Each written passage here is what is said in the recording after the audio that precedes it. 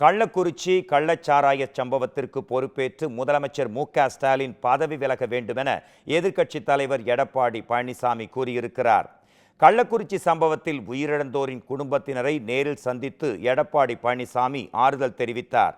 பின்னர் செய்தியாளர்களை சந்தித்த அவர் கள்ளச்சாராயத்தை ஒழிக்க வேண்டுமென பல முறை புகார் அளித்தும் தமிழ்நாடு அரசு நடவடிக்கை எதுவும் எடுக்கவில்லை என்று குற்றம் சாட்டினார்.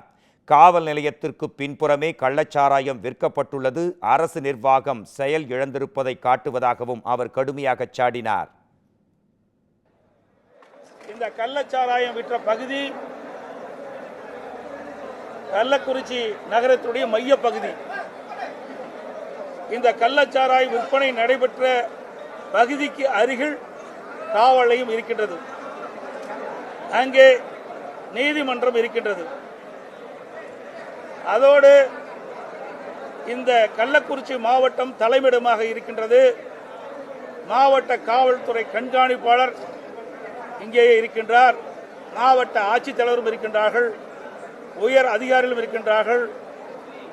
இன்றைக்கு காவல்துறை சேர்ந்த அதிகாரிகளும் இந்த கள்ளக்குறிச்சி நகரத்திலே இருக்கின்ற இந்த சூழ்நிலையில் இந்த கள்ளச்சாராய விற்பனை இன்றைக்கு விற்ற காரணத்தினால்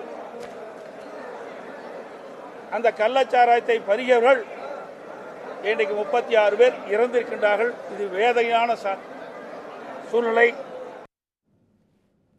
கள்ளச்சாராய உயிரிழப்புக்கு தமிழ்நாடு அரசின் மெத்தனமே காரணம் என்றும் முதலமைச்சர் மு.க.ஸ்டாலின் அதற்கு பொறுப்பேற்று பதவி விலக வேண்டும் என்றும் வலியுறுத்தியுள்ளார். நாமக்கல் மாவட்டம் திருச்செங்கோடு தாலுகாவில் தேவனாங்குறிச்சி அங்க திமுக நிர்வாகி திமுக கவுன்சிலர் இன்றைக்கு அவருக்கு சொந்தமான குடோன்ல இந்த கள்ளச்சாராயத்தை பாட்டில் அடைத்து அங்க இருக்கின்ற சந்து கடையில் விற்பனை செஞ்சிருக்கிறாங்க. இதை உடனே அரசுடைய கவனத்திற்கு கொண்டு சென்றோம். உடனே இந்த விடியா திமுக அரசுடைய முதலமைச்சர் சம்பந்தப்பட்டவரை கைது செய்யாமல் அதில் வேலை பார்த்த வடநாட்டு தொழிலாளர்களை அதற்கு கைது செய்து கண் துடைப்பு நாடகம் அளித்துட்டார். இதுக்கு பின்புலம் திமுக கட்சி சேர்ந்த நிர்வாகிகள் தான் பின்புலமாக செயல்பட்டுக் கொண்டிருக்கின்றார்கள். இல்லாவிட்டால் இப்படிப்பட்ட மரணம் நடைபெறாது. இந்த மரணம் நடைபெறுவதற்கு காரணம் விடியா திமுக முதலமைச்சருடைய நிர்வாக திறமையற்ற முதலமைச்சர் ஆண்டு கொண்டிருக்கின்றார்.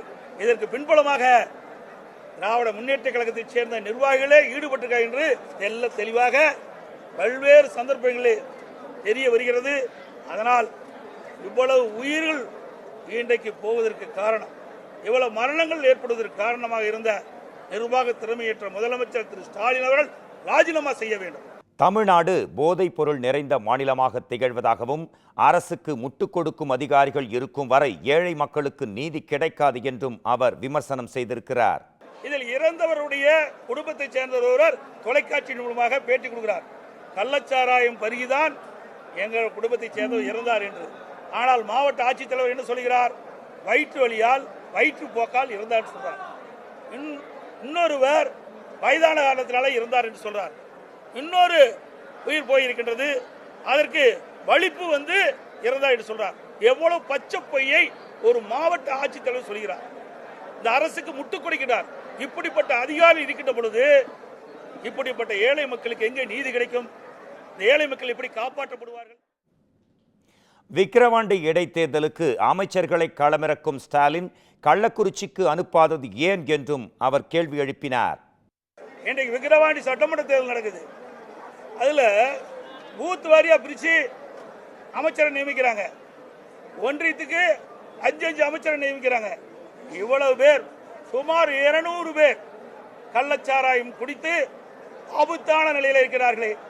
இதற்கு ஒரு 20 பேருக்கு ஒரு அமைச்சரை போட்டு இன்றைக்கு சென்னையிலிருந்து மருத்துவர்களை அழைத்து இன்றைக்கு உயர்தர சிகிச்சை அளிக்கப்பட்டிருந்தால் பல பேரை காப்பாற்றிருக்கலாம். ஆனால் மக்கள் மீது அக்கறை இல்லாத அரசாங்கம், அவளுக்கு ஆட்சி அதிகாரம் தான் முக்கியம். ஓட்டு போட்ட மக்களோ நாட்டு மக்களோ ஏழை மக்களோ பற்றி கவலைப்படாத முதலமைச்சர் இன்றைக்கு விடியா முதலமைச்சர் என்பதை இந்த நேரத்தில் தெரிவித்துக் கொள்கிறேன். தொடர்ந்து கள்ளச்சாராயம் குடித்து உயிரிழந்தவர்களின் குடும்பங்களுக்கு மாதம் 5000 ரூபாய் வழங்கப்படும் என்றும் உயிரிழந்தவர்களின் குடும்பத்தில் உள்ள ஒருவருக்கு அரசு வேலை வழங்க வேண்டும் என எடப்பாடி பழனிசாமி கோரிக்கை விடுத்துள்ளார். பெற்றோர்களை இழந்து வாடுகின்ற இந்த குழந்தைகளுக்கு அனைத்து இந்திய அண்ணா திராவிட முன்னேற்ற கழகம் அவருடைய கல்வி செல்வை அரசாங்கமே எங்களுடைய கட்சியே அதிமுக கட்சியை ஏற்றுக்கொள்ளும். அது மட்டுமல்ல, இந்த குழந்தைகளுக்கு 10 ஆண்டுகளுக்கு இந்த குடும்பத்திற்கு மாதந்தோறும் 5000 ரூபாய் அனைத்து இந்திய அண்ணா திராவிட முன்னேற்ற கட்சி வழங்கும். கள்ளச்சாராயத்தை ஒழிக்க வேண்டுமென பலமுறை புகார் அளித்தும் தமிழக அரசு நடவடிக்கை எடுக்கவில்லை என இபிஎஸ் குற்றச்சாட்டு ஒன்றை விமர்சித்துள்ளார்.